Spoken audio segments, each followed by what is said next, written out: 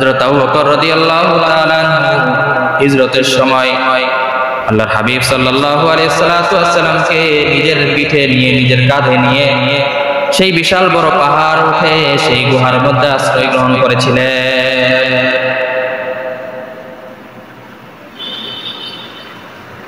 হযরত আবু বকর সিদ্দিক রাদিয়াল্লাহু তাআলা রাসূলকে ডাক দিয়ে বললেন, ইয়া রাসূলুল্লাহ, ইয়া হাবিবাল্লাহ, সেই গর্ত অনেক পুরাতন দেখা যায়। আমি আবু বকর প্রথমে সেই গর্তের মধ্যে যাব, সেই গর্তের মধ্যে গিয়ে আমি আগে দেখব সেই গর্তের মধ্যে কোনো বিষাক্ত সাপ আছে কিনা। হযরত আবু বকর সিদ্দিক রাদিয়াল্লাহু তাআলা গর্তের মধ্যে ঢুকে দেখেন গর্তের মধ্যে একটা না দুইটা না একাধিক পরিমাণ সাপের গর্ত। নিজের কাছে যে একটা কাপড় ছিল সেই কাপড় টুকরা টুকরা করে প্রত্যেকটা গর্ত তিনি বন্ধ করে দিতেছিলেন। সবগুলো গর্ত বন্ধ করা শেষ, একটা গর্ত বন্ধ করার মতো আর কাপড়ের টুকরা তিনি পেলেন না। রাসূল সাল্লাল্লাহু আলাইহি সাল্লামকে ডাক দিয়ে বললেন, ওগো পেয়ারা নবী, এবার আপনি গর্তের মধ্যে আসতে পারেন।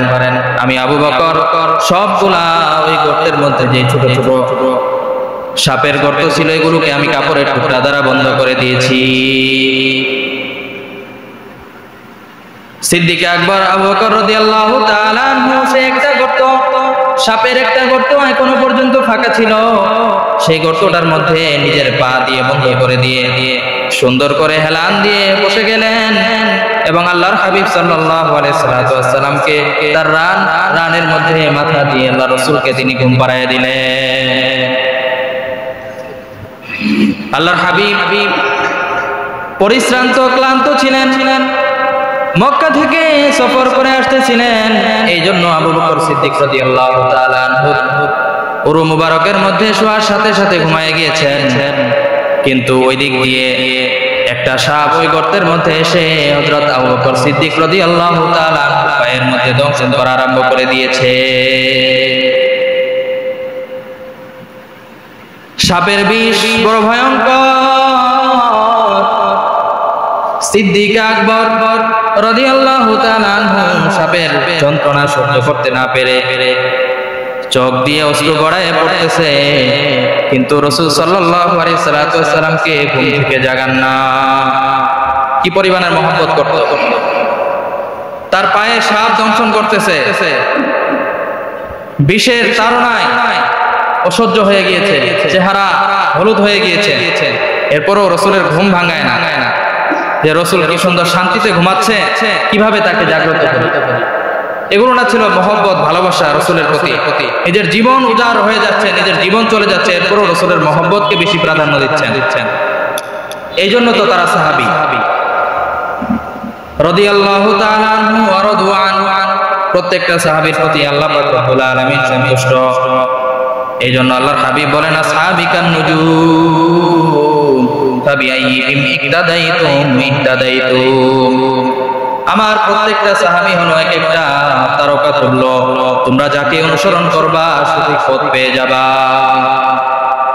তো আবু বকর রাদিয়াল্লাহু তাআলা আনহু সাপের বিষের যন্ত্রণায় তার চোখ দিয়ে এমনি এমনি পানি বর্ষণ হতেছে। চোখের এক ফোঁটা পানি গিয়ে আল্লাহ রাসূল সাল্লাল্লাহু আলাইহি সাল্লামের চেহারা মুবারকের মধ্যে পড়ে গিয়েছে। রাসূল সাল্লাল্লাহু আলাইহি সাল্লাম ঘুম থেকে জাগ্রত হলেন। জাগ্রত হয়ে দেখেন যে আবু বকরের চোখ দিয়ে পানি পড়তেছে এবং আবু বকরের চেহারা হলুদ হয়ে গিয়েছে। আল্লাহ রাসূল ডাক দিয়ে বললেন, ওরে আমার প্রিয়তম সাহাবী আবু বকর, কান্না করতেছো কেন? তোমার কি হয়েছে? ওইদিকে আল্লাহর হাবিব সাল্লাল্লাহু আলাইহি ওয়াসাল্লাম খেয়াল করে দেখেন আবু বকর তার পা দিয়ে একটা গর্তকে বন্ধ করে রেখেছেন। আবু বকর ডাক দিয়ে বলে, ওগো আল্লাহর রাসূল, আমি এই গুহার মধ্যে যতগুলো গর্ত ছিল প্রত্যেকটা গর্ত কাপড়ের টুকরা দিয়ে বন্ধ করে দিয়েছি, কিন্তু একটা গর্ত এরকম রয়েছে যেটা কাপড়ের টুকরা আমার কাছে অবশিষ্ট ছিল না।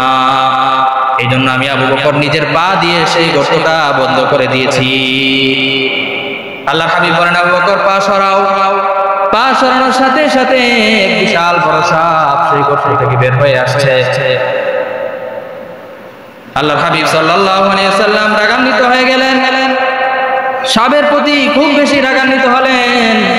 সাপকে ডাক দিয়ে বললেন, পরে হতভাগা সাপ, আমার সহোদর আমার আবু বকরকে কেন দংশন করলা? আল্লাহর হাবিব সাল্লাল্লাহু আলাইহি সাল্লাম এই কথা বলে ডাক দেওয়ার সাথে সাথে আল্লাহর কুদরতে সেই সাপের জবান খুলে গিয়েছে। সুবহানাল্লাহ।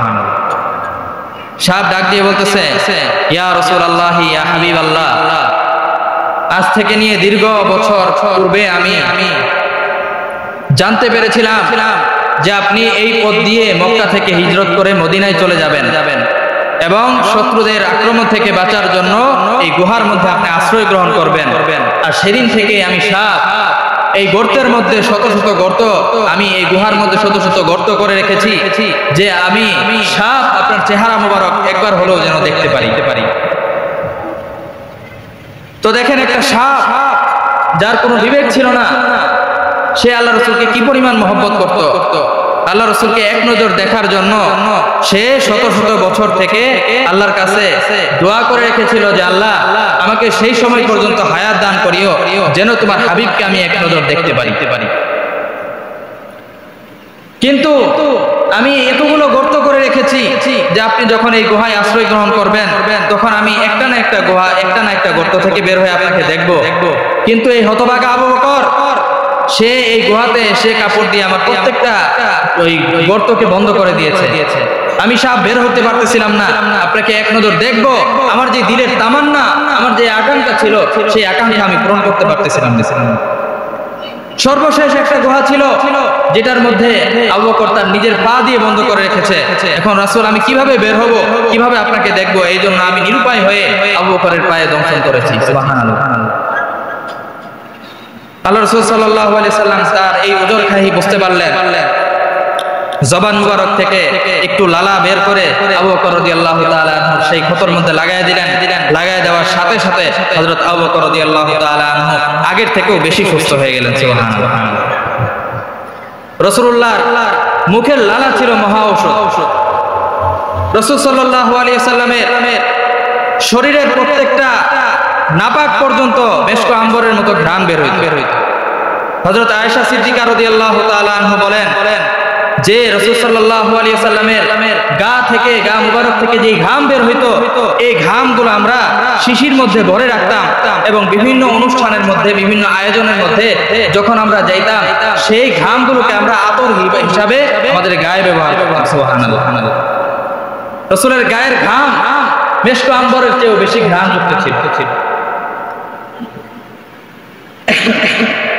তো রাসূল সাল্লাল্লাহু আলাইহি সাল্লামকে সাহাবায়ে কেরাম কি পরিমাণে ভালোবাসতেন, নিজের জীবন দিয়ে ভালোবাসতেন।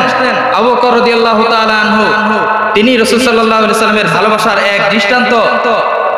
আবু বকর রাদিয়াল্লাহু তাআলা আনহুর জীবনী যদি পড়েন, ইতিহাস যদি পড়েন, তাহলে দেখতে পারবেন নিজের সয় সম্পত্তি, নিজের সন্তানাদি, নিজের স্ত্রী সবকিছুকে বিলীন করে রাসূল সাল্লাল্লাহু আলাইহি সাল্লামকে বেশি ভালোবাসতেন। খন্দকের যুদ্ধে মুসলমানদের একটু অভাব অনটন ছিল। আল্লাহ রাসূল সাল্লাল্লাহু আলাইহি ওয়াসাল্লাম সাহাবায়ে কেরামদেরকে জানায় দিলেন যে যার বাড়িতে যা কিছু আছে সবকিছু নিয়ে আসো। মুসলমানদের অবস্থা তখন ভালো ছিল না। সাহাবায়ে কেরাম প্রত্যেকেই যার যার সামর্থ্য অনুযায়ী সবকিছু নিয়ে আসতেছিল। সিদ্দিক আকবর রাদিয়াল্লাহু তাআলা আনহু ঘরের যে সরঞ্জামাদি ছিল, ঘরে রান্না বান্না করার যে বস্তু ছিল, যে পাত্র ছিল, এগুলো নিয়ে চলে আসছে। আল্লাহ রাসূল জিজ্ঞাসা করছে, আবু বকর, তুমি ঘরের এই সমস্ত সরঞ্জামাদি নিয়ে আসছো, বাসায় কি রেখে আসছো? আবু বকর জবাব দেয়, রাসূল, বাসায় আমার থাকার মধ্যে কোনো বস্তু নাই, কিন্তু বাসায় আমি একটা জিনিস রেখে এসেছি, সেটা হলো আল্লাহ তাআলা এবং তার রাসূল সাল্লাল্লাহু আলাইহি সাল্লামকে বাসায় রেখে আসছে। সুবহানাল্লাহ। অথচ আবু বকর রাদিয়াল্লাহু তাআলা আনহু ইসলামের পরবর্তী জামানায় সবচেয়ে বেশি ধনী ছিলেন মক্কার মধ্যে। সমস্ত সয় সম্পদ সব ইসলামের জন্য বিলীন করে দিয়েছেন। এই পরিমাণে ভালোবাসতেন রাসূলকে। তো আমরাও ভালোবাসার দাবি করি, আমরাও আশিকে রাসূল দাবি করি, কিন্তু আমাদের ভালোবাসা আর সাহাবায়ে কেরামের ভালোবাসা মিলে না কেন? ভালোবাসার মাপকাঠি কি হবে? ভালোবাসার মাপকাঠি হবে সাহাবায়ে কেরাম। আপনি সাহাবাদেরকে ফলো করেন, রাসূলুল্লাহ সাল্লাল্লাহু আলাইহি ওয়াসাল্লামকে কিভাবে তারা ভালোবাসতেন। তাহলে তাদের ভালোবাসার সাথে আমাদের ভালোবাসা যদি মিল হয়, তাহলে তারা যেমন সফল হয়েছে, দুনিয়াতে থাকতেই যেমন জান্নাতের সার্টিফিকেট পেয়েছে, আল্লাহ পাক রব্বুল আলামিন দুনিয়াতে থাকা অবস্থায় তাদেরকে জান্নাতের সার্টিফিকেট দিয়ে দিয়েছেন। তো তাদের ভালোবাসার সাথে যদি আমাদের ভালোবাসা মিল হয়, তাহলে আমরাও দুনিয়াতে থাকতেই সুসংবাদ পেয়ে যাব।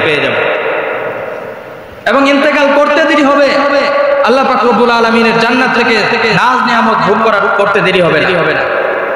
সাহাবায়ে কেরাম রাদিয়াল্লাহু তাআলা আনহুম ভালোবাসতেন নবীকে, নবীর সুন্নাহকে ফলো করতেন সব সময়।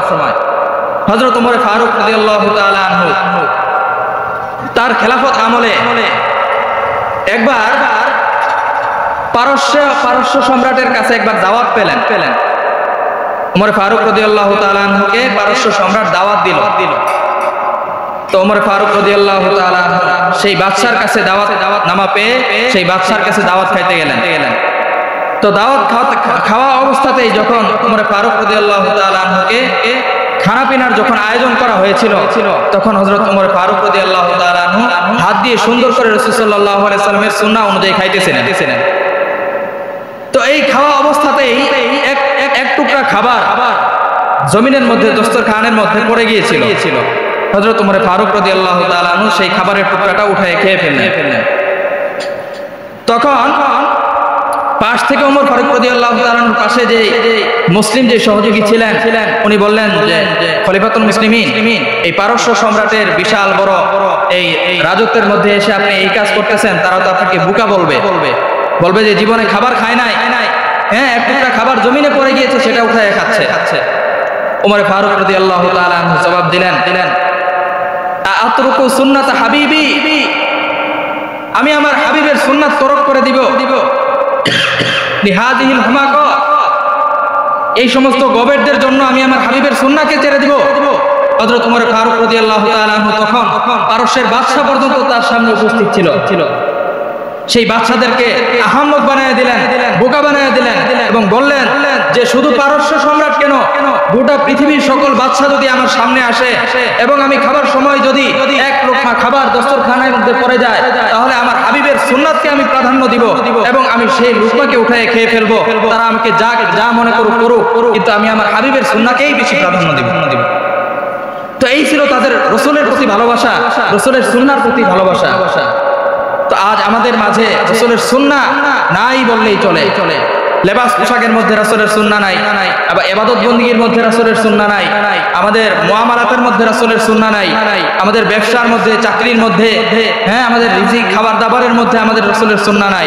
যতক্ষণ পর্যন্ত সব জায়গায় রাসূলের সুন্নাহকে আপনি অনুসরণ না করবেন, ততক্ষণ পর্যন্ত আপনি খাঁটি মুমিন হতে পারবেন না এবং রাসূল সাল্লাল্লাহু আলাইহি সাল্লামের আদর্শবান উম্মাহ হতে পারবেন না। আল্লাহ পাক রব্বুল আলামিন আমাদেরকে সর্বক্ষেত্রে রাসূল সাল্লাল্লাহু আলাইহি সাল্লামকে অনুসরণ করে, রাসূল সাল্লাল্লাহু আলাইহি সাল্লামের পদাঙ্ক অনুসরণ করে চলার তৌফিক দান করুক। আমিন।